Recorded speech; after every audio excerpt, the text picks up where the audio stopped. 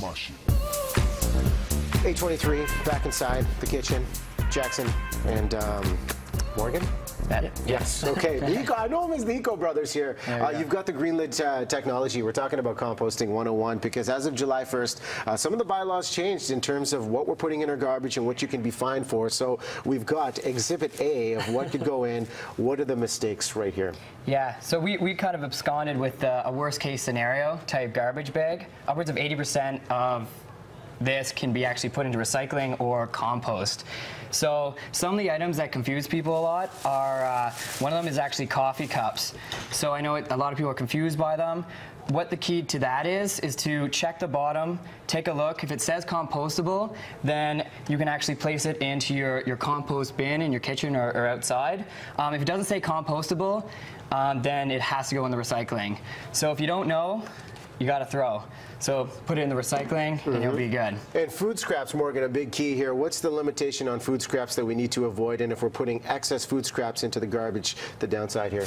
Well, so there's going to be fines in play. If you have more than 25% organics in the garbage, there'll be fines that are on the haulers, and then they may not pick up your garbage from your curbside, or in the condos, there's going to be a lot of fines passing through to the residents. The really bad thing about having food scraps that go to a landfill is that when they get covered over, they actually break down in an anaerobic fashion, which creates methane gas, which is 20 times more powerful than CO2 being released into the environment. You know, this is a real opportunity for ownership on all of our facts. If you own a home, and even in the condo, we were just talking about the common area of how you keep people accountable with things of this nature when it comes to composting. You've created the green lid. How does this work, and how does this make it easy for people to compost? So the green lid is made of post-consumer end-of-life recycled cardboard. It's made actually entirely in Canada. We try to make it as easy as possible for the customer, for Canadians, because you can just fill it up and you can compost the entire thing in the municipal pickup, as well as you can put it in your home compost pile. It actually reduces the smell a lot because it acts as like a carbon filter. So basically, by trying to make it as easy as possible for those multi-res individuals, they're more inclined, hopefully, to participate and compost. And Morgan, what are some of the surprising things that we actually are able to compost that you may not have thought about?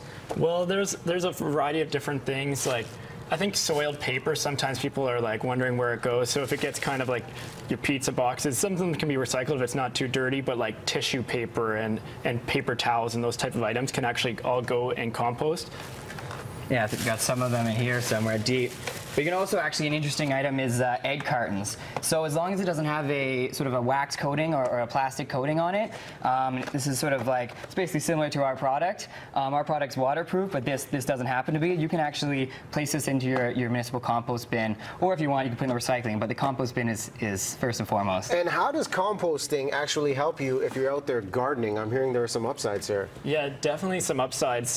The compost, that's what they call black gold, and if you just even put 5% compost into your gardens or mix it into the soil, you can actually quadruple the water retention in that soil. And so when we're looking at kind of the drought conditions or the low rain around the area, this is actually a nice thing to put in your garden, and you're going to conserve some water and you're going to keep your plants really healthy. And how do you know you have the right type of moisture content, especially in the garden, so you know this is working for your garden rather than against it? Well, you just want to make sure that you're watching it stay damp, you're keeping an eye on your plants, just kind of typically. Just by having the compost, you're not having to worry about overwatering and kind of wasting that water that's so precious down the West Coast. Great information to use at home, especially with the bylaws changing. Jackson, close it out. What's a great resources for people to find out more and making sure they're doing this the right way? There's compost education centers throughout on Victoria Island, which are really great. Also, just the City of Vancouver's website is an amazing resource to see exactly where what you can and cannot put into your compost bin, as well as recycling bin and garbage. Perfect. Whose garbage is this, by the way? Morgan, is this yours or Jackson? No, we would never have garbage like that. Yeah. Putting it out there. Thanks so much for the information. Great tips all around.